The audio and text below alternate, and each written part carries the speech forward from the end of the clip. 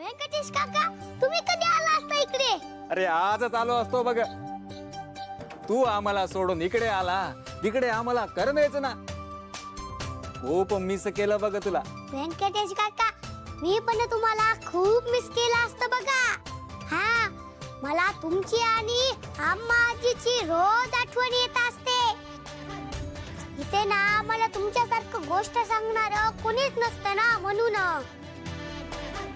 नाही म्हणजे आजोबा असतात, पण त्यांना येत नसते की हो गोष्ट. बरं झालं तुम्ही इकडे आलात. आता मला रोज एक गोष्ट सांगायची. अरे सांगणार की रे. बरं, तुम्ही अजून किती दिवस राहणार आहात तिकडे? आता मी जातच नसतो बघ. काय मग तुझ्या सोबत राहायला आलो बघ मी इकडे. खरंच? म्हणजे आता आपण रोज खेळणार, खूप मजा येणार ना. एकदम. बरं ते सोडा, आम्हा आजी कशी असते? ती आली नसते काय हो तुमच्या सोबत? अम्मा आजी छान असते बघ. आता मी इकडे आल्यावरती आपलं दुकान, आपलं घर कोण सांभाळणार म्हणतो मी, म्हणून अम्मा आजी तिकडे असते बघ. पण सारखी तुझ्याबद्दल विचारत असते, माझा अबीर कसा आहे म्हणून.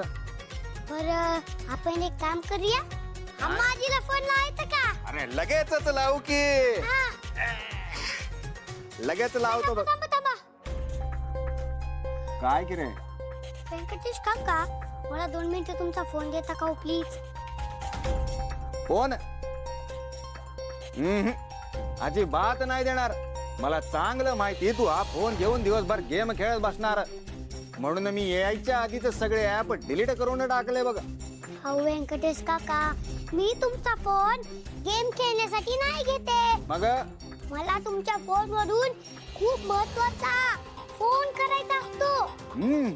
आणि हो, आईला अजिबात सांगू नका, नाहीतर ती ओरडेल माझ्यावर. आईला अजिबात सांगू नका असं का बरं म्हणतो रे तू? असा कुणाला महत्वाचा फोन करायचा असतो म्हणतो मी? अबिरा, काही गडबड नसते ना रे? काही गडबड नसते बघा व्यंकटेश काका. फक्त 2च मिनिटं द्या ना फोन. 2च मिनिटं? बर घे, पण आई यायच्या आधी काय ते ओरकून घे.